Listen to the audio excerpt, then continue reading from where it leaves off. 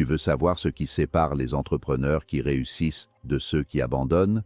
Ce n'est ni l'argent, ni les connexions, c'est leur capacité à influencer et à diriger.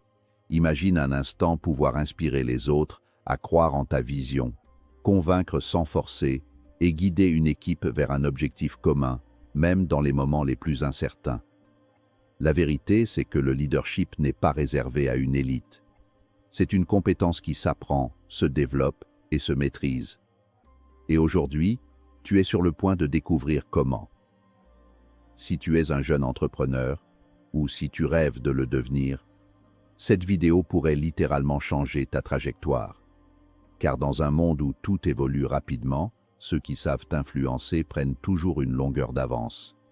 Reste avec moi jusqu'à la fin, parce que je vais te révéler 5 leçons puissantes inspirées de Tony Robbins pour transformer ton état d'esprit, ton impact et ton leadership. Leçon 1. Maîtrise ton état émotionnel. La maîtrise de soi est la pierre angulaire de toute forme de leadership authentique. Un leader qui ne peut pas naviguer dans les eaux troubles de ses propres émotions finira inévitablement par faire sombrer son navire. Il ne s'agit pas ici de réprimer ce que l'on ressent ou de devenir une machine froide et calculatrice, mais plutôt de développer une intelligence émotionnelle aiguë. Cette capacité commence par la conscience de soi. Reconnaître l'instant précis où la colère, la peur ou l'incertitude commencent à prendre le dessus. En comprenant vos déclencheurs, vous cessez d'être l'esclave de vos réactions impulsives pour devenir l'architecte de vos réponses. Lorsque vous maîtrisez votre état interne, vous créez un espace de stabilité pour ceux qui vous entourent. Dans un monde professionnel souvent chaotique, le calme d'un leader agit comme une ancre, empêchant l'équipe de dériver vers la panique ou le désengagement. Votre état émotionnel n'est pas seulement une expérience privée, c'est une force énergétique qui se propage de manière virale. En psychologie, on appelle cela la contagion émotionnelle. Si vous entrez dans une pièce avec une énergie de doute ou d'anxiété, vous instillez inconsciemment ces mêmes sentiments chez vos collaborateurs, même si vos paroles disent le contraire. À l'inverse, une confiance sereine et une détermination inébranlable agissent comme un aimant. Les gens sont naturellement attirés par ceux qui semblent posséder une force intérieure solide. Cette confiance ne doit pas être confondue avec l'arrogance. Elle est la manifestation d'une harmonie entre vos intentions et vos actions. En cultivant délibérément un état de haute énergie positive, vous ne vous contentez pas de vous sentir mieux, vous optimisez la performance cognitive de toute votre équipe. Pour maintenir cette maîtrise sur le long terme, il est essentiel de comprendre que l'état émotionnel est lié à la physiologie. Un leader doit traiter son corps et son esprit avec la même rigueur qu'un athlète de haut niveau. La gestion du stress par la respiration, la méditation ou l'exercice physique ne sont pas des luxes, mais des outils stratégiques. Lorsque vous êtes sous pression, votre corps passe en mode survie, ce qui inhibe le cortex préfrontal, la zone du cerveau responsable de la prise de décision complexe et de l'empathie. En apprenant à réguler votre système nerveux, vous préservez votre capacité à penser clairement au moment où c'est le plus nécessaire. En fin de compte, maîtriser son état émotionnel, c'est choisir sa réalité plutôt que de la subir, et c'est cette liberté qui donne au leader le pouvoir d'influencer le cours des événements avec sagesse et détermination. Leçon 2. Communique avec impact. La communication est bien plus qu'un simple échange d'informations. C'est le vecteur par lequel un leader projette sa volonté et ses valeurs dans le monde. Trop souvent, on commet l'erreur de se concentrer uniquement sur la structure logique d'un discours en oubliant que l'humain est avant tout un être émotionnel. Pour avoir un impact réel, la forme doit non seulement soutenir le fond, mais elle doit aussi le transcender. La voix, par exemple, est un instrument puissant. Son timbre, son rythme et ses silences en disent bien plus long sur votre certitude que les mots choisis. Un ton hésitant peut saboter la proposition la plus brillante, tandis qu'une voix posée et profonde peut donner du poids à une idée simple. L'influence commence au moment où votre interlocuteur ressent que vous croyez fermement en ce que vous exprimez. Le langage corporel constitue la majeure partie de notre communication non verbale et il est traité par le cerveau de manière quasi instantanée. Un leader qui prône l'ouverture tout en gardant les bras croisés ou qui parle de vision d'avenir en fixant ses pieds crée une dissonance cognitive qui détruit la confiance. Votre posture doit incarner l'autorité et la disponibilité. L'alignement de votre corps, le contact visuel soutenu et la gestuelle ouverte envoient des signaux de sécurité et de compétence à votre entourage. Cette présence physique crée un champ d'influence autour de vous. Apprendre à occuper l'espace et à utiliser ses mains pour ponctuer ses arguments n'est pas de la manipulation, c'est une courtoisie envers l'auditoire pour rendre le message limpide et mémorable. Enfin, l'impact de votre communication réside dans votre capacité à écouter et à adapter votre message au cadre de référence de l'autre. La conviction ne signifie pas parler plus fort, mais parler plus juste. Un grand communicateur est un psychologue amateur qui sait identifier les peurs, les aspirations et les besoins de son public. En utilisant des métaphores puissantes et en racontant des histoires qui résonnent avec l'expérience humaine, vous transformez des concepts abstraits en réalités tangibles. L'influence durable naît de la connexion. Lorsque vous parlez avec une intention claire et une authenticité totale, vous ne faites pas que transmettre une idée, vous provoquez un mouvement.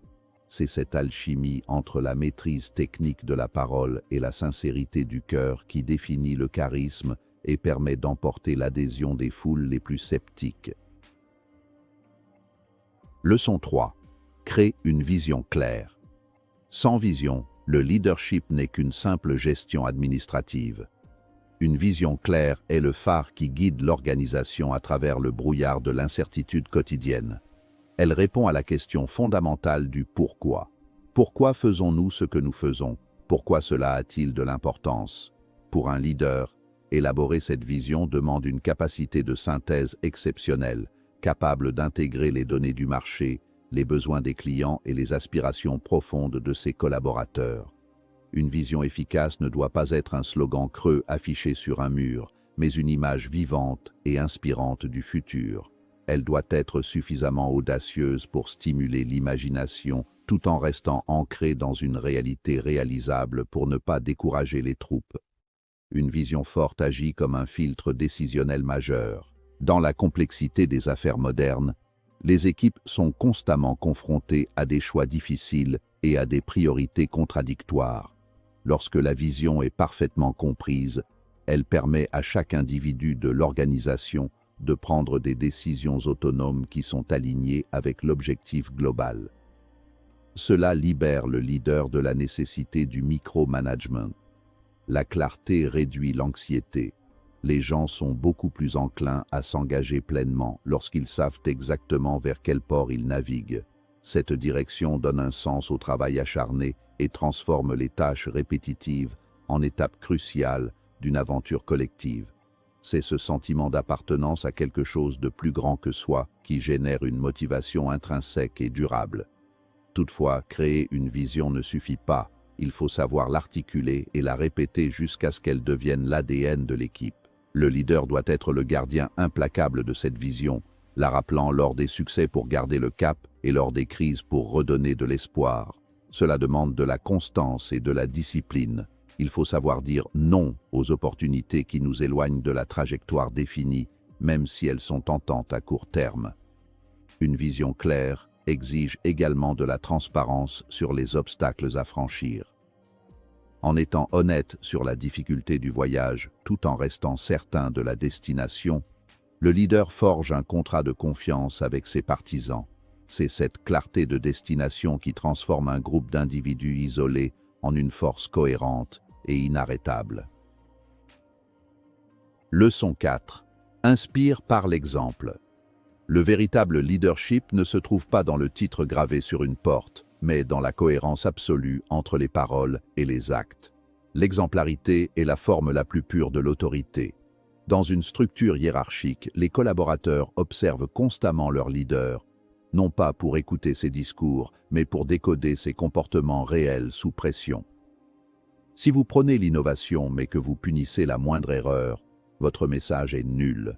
Si vous exigez de la ponctualité mais que vous arrivez systématiquement en retard, vous perdez toute crédibilité.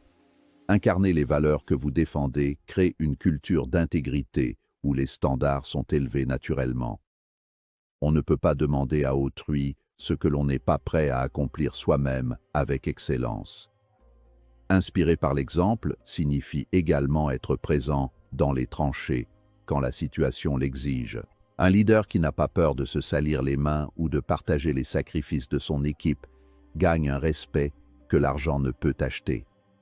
Cela ne signifie pas faire le travail des autres, mais démontrer une éthique de travail et un engagement qui servent de référence. Cette attitude humanise le leader et brise les barrières de la peur.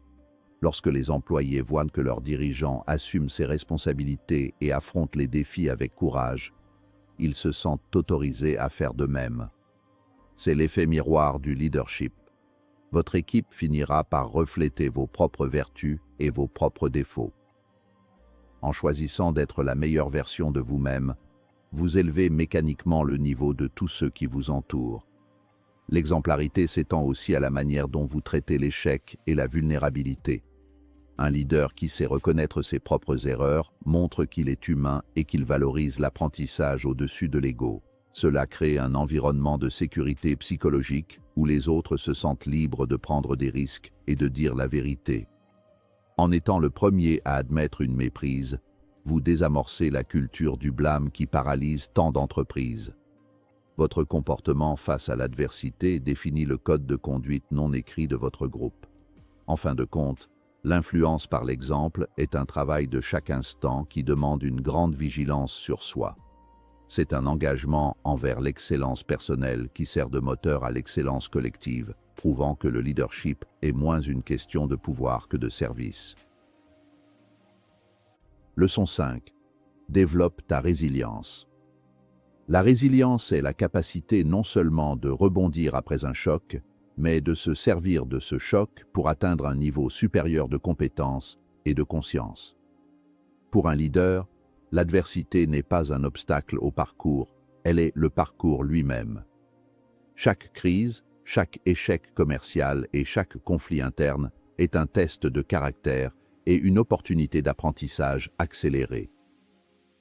La résilience commence par un changement de perspective radical. Au lieu de percevoir les difficultés comme des menaces, le leader les voit comme des données précieuses sur les faiblesses de son système ou de sa stratégie. Cette approche stoïcienne permet de maintenir une stabilité émotionnelle là où d'autres s'effondreraient, transformant le plomb des échecs en l'or de l'expérience. Développer sa résilience demande de cultiver une mentalité de croissance, le growth mindset. Cela implique de comprendre que vos capacités et celles de votre équipe ne sont pas figées, mais qu'elles se développent à travers l'effort et la confrontation au réel. Un leader résilient ne cherche pas à éviter les problèmes, il s'entraîne à les résoudre. Il construit des systèmes robustes, mais aussi des réseaux de soutien solides. La résilience est aussi une question de gestion de l'énergie sur le long terme. Le leadership est un marathon, pas un sprint. Savoir quand persévérer avec acharnement et quand prendre du recul pour récupérer est crucial. La fatigue est l'ennemi de la résilience. Un leader épuisé perd sa capacité de discernement et sa force morale, devenant vulnérable aux moindres contrariétés. Enfin, le leader transmet sa résilience à l'ensemble de son organisation. En restant debout et constructif face à la tempête, vous apprenez à votre équipe à ne pas craindre l'incertitude. La résilience collective se bâtit sur la confiance mutuelle et sur la conviction partagée que l'on possède les ressources nécessaires pour surmonter n'importe quelle épreuve. Il s'agit de célébrer les leçons tirées des défaites autant que les victoires elles-mêmes. En intégrant l'échec comme une composante normale et utile du processus de réussite, vous libérez une créativité et une audace incroyables. Un leader résilient est celui qui finit par comprendre que la véritable force ne consiste pas à ne jamais tomber, mais à savoir se relever chaque fois avec une vision plus claire et une volonté plus forte. Devenir un leader influent ne se fait pas du jour au lendemain. C'est un processus, une discipline quotidienne, une décision constante de s'améliorer. Mais la bonne nouvelle, c'est que tu as déjà tout ce qu'il faut en toi pour commencer. Chaque grande réussite commence par une décision. celle de ne plus rester spectateur de sa propre vie. Aujourd'hui, tu peux décider de devenir cette personne qui inspire, qui guide et qui transforme les idées en réalité. Souviens-toi, ton état émotionnel crée ton énergie, ta communication crée ton impact, ta vision crée ton avenir, ton exemple crée la confiance et ta résilience crée ta force. Alors pose-toi cette question. Quel type de leader veux-tu être? Celui qui hésite ou celui qui agit? Si ce message t'a parlé, ne t'arrête pas ici. Mets en pratique ces leçons dès aujourd'hui. Ton futur dépend de ce que tu fais maintenant.